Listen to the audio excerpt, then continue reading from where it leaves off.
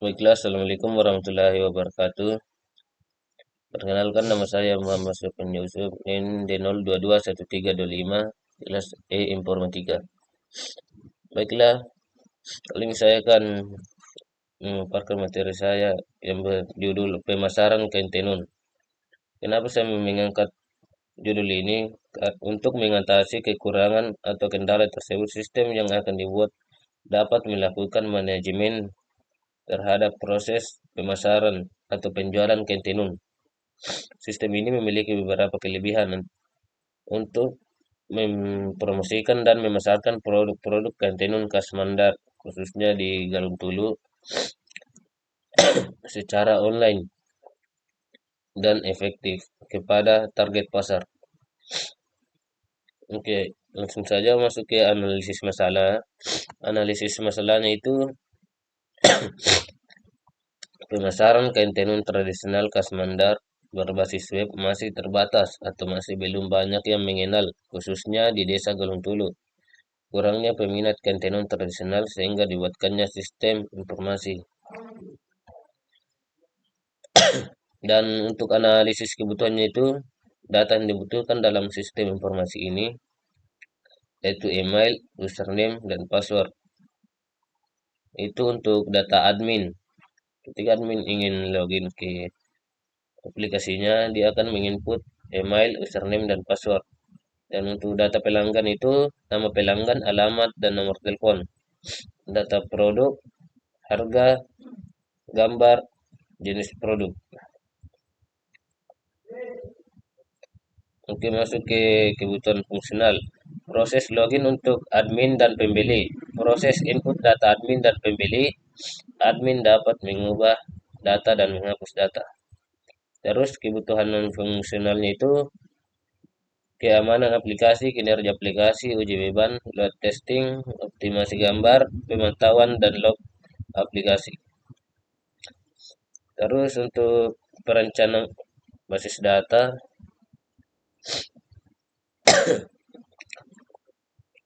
kita masukkan keranjang belanja itu.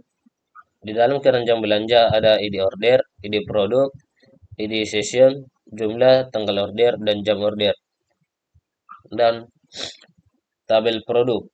Di tabel produk ini ada ID produk, ID kategori, nama produk, deskripsi, harga, tanggal, tanggal masuk, dan stok. Terus tabel order detail, yaitu ada ID produk, ID order, dan jumlah. Terus tabel kategori, itu ada ID kategori, nama kategori, kisaran harga, deskripsi, gambar, dan tabel pelanggan. Untuk tabel pelanggan ini ada ID order, nama customer, alamat lengkap, telepon, email, status order, tanggal order, dan jam order. Terus ini kita masuk ke basis datanya. Untuk basis datanya itu di tabel pelanggan ada ID order menggunakan tipe integer dan nama pelanggan varchar, alamat lengkap varchar, dan nomor telepon varchar, email varchar. Untuk tabel order detailnya itu ada ID produk integer dan ID order integer dan jumlah integer juga. Oke, kita masuk ke rancangan IRD. Di sini ada rancangan IRD-nya. Tabel kategori. Di tabel kategori ini ada ID kategori, nama kategori, kisaran harga, deskripsi, gambar.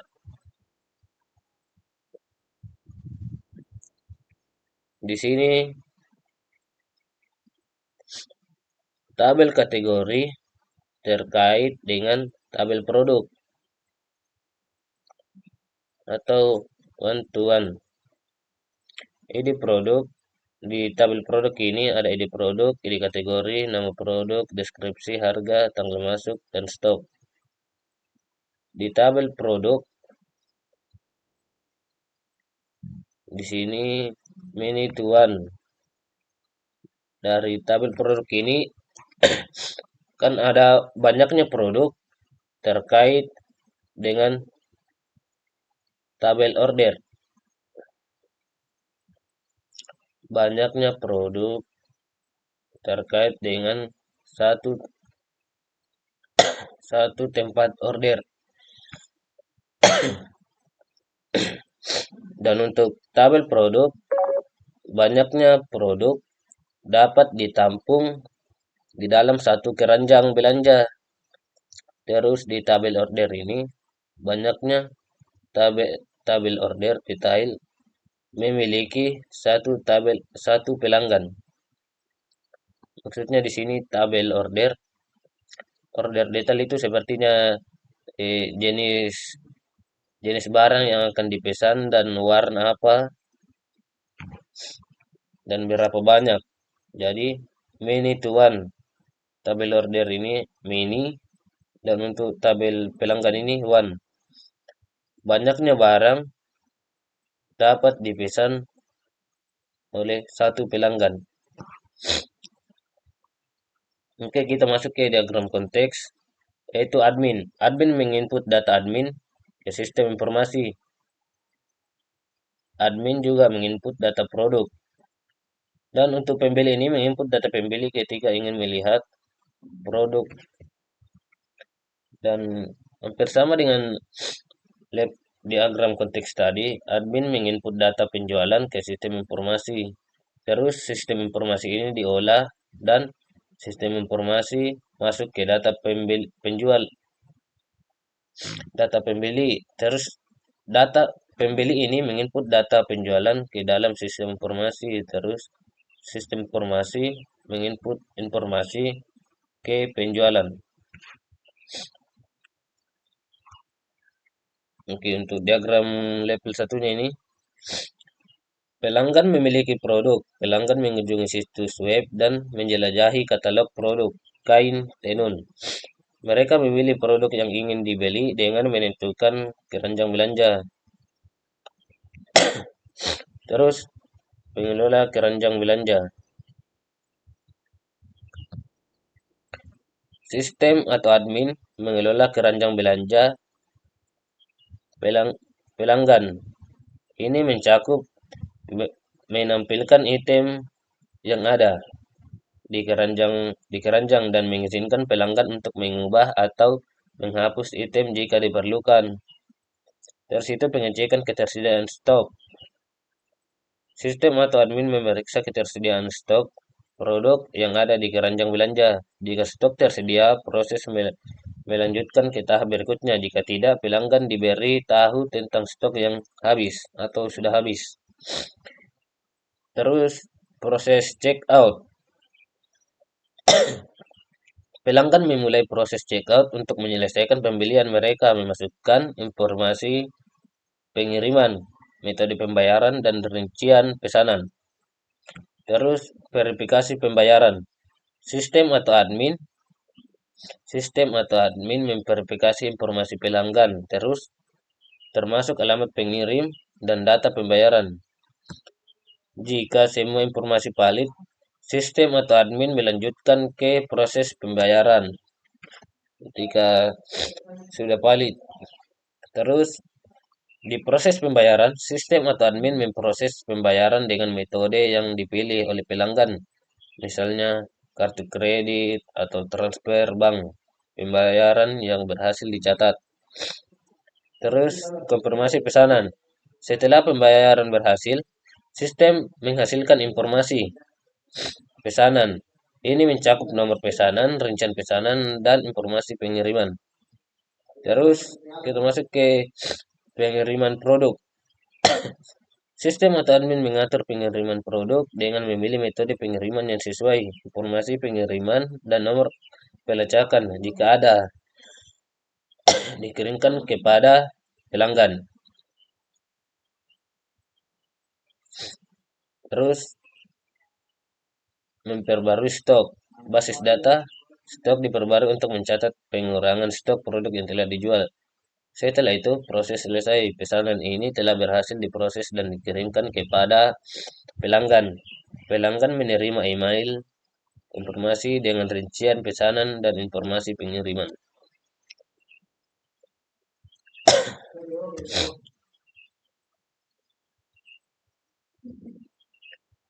Terus untuk rancangan UI-nya,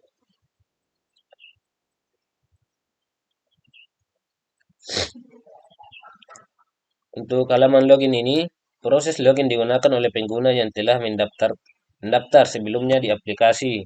Pengguna harus memasukkan informasi mengenal yang valid, seperti alamat email bersama dengan kata sandi yang sesuai untuk mengakses akun mereka. Terus di register ini ada atau register atau pendaftaran pengguna baru. Proses pendaftaran register digunakan oleh individu yang belum memiliki akun di aplikasi. Pengguna harus mengisi formulir dengan informasi pribadi mereka seperti nama, alamat, email, dan kata sandi untuk membuat akun. Terus tampilan produk utama atau halaman home.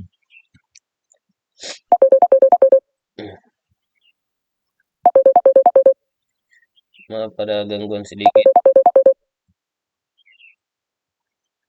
Terus ya, kita lanjut. Untuk tampilan produk utama yaitu halaman atau home, biasanya menampilkan produk kain tenun utama yang ingin Anda promosikan. Ini bisa berupa gambar-gambar kain tenun terbaru, pilihan produk unggulan atau promosi khusus yang sedang berlangsung. Produk utama ini bertujuan untuk menarik perhatian pengguna dan memotivasi mereka untuk menjelajahi lebih lanjut. Ketika dia ingin melihat sarung atau barang yang ingin dibeli agar dia tertarik. Terus kita masuk ke tampilan produk. Setiap produk kain tenun memiliki halaman khusus di dalam aplikasi yang menampilkan gambar-gambar produk yang menarik. Deskripsi produk, harga, dan informasi lainnya. Halaman ini biasanya mencakup fitur zoom in pada gambar produk untuk memungkinkan pengguna melihat lebih detail produk dengan lebih jelas. Jadi di sini tuh dia ada fitur zoom in-nya agar barang yang ingin dipesan dapat dilihat dengan jelas oleh pelanggan.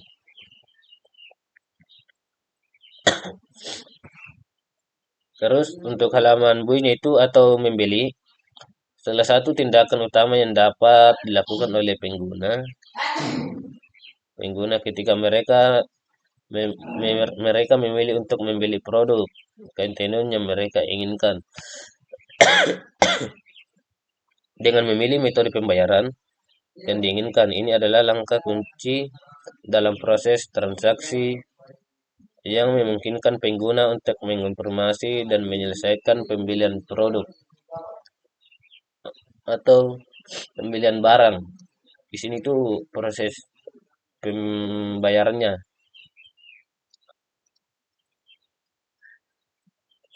Terus kita masuk ke tabel keputusan dan poin keputusan serta prosedur code-nya. Jika harga tinggi, persediaan cukup, maka dia termasuk ya. Terus jika permintaan tinggi, persediaan tidak cukup, dia termasuk tidak.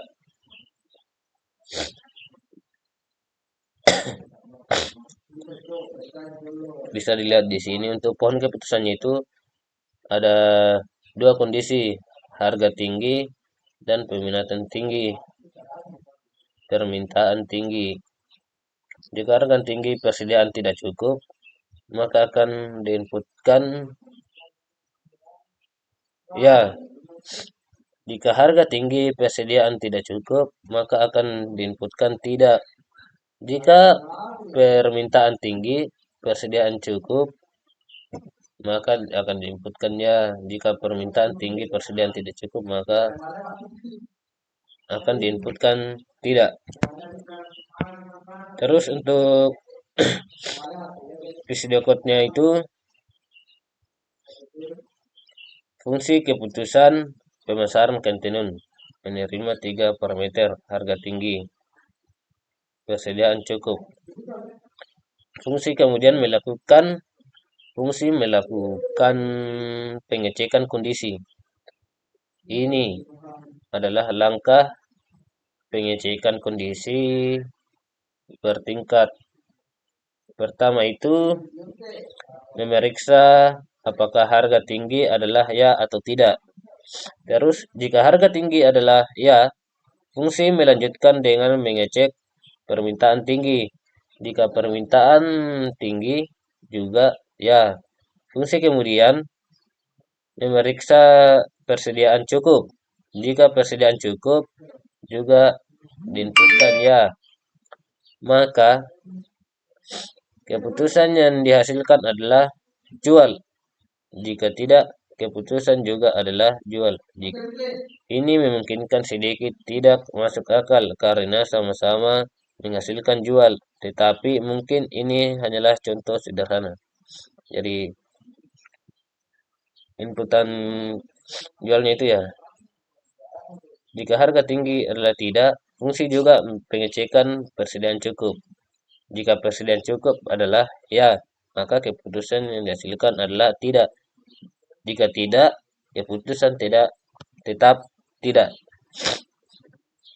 Dan untuk fungsi pembelian keputusan yang sesuai berdasarkan hasil dari pengecekan kondisi di atas. Dan untuk ini contoh penggunaan result keputusan pemasaran kontinun. Oke, mungkin itu saja penjelasan dari saya mengenai materi saya yang berjudul pemasaran kontinun. Pemasaran kontinun. Jika ada kesalahan mohon dimaafkan.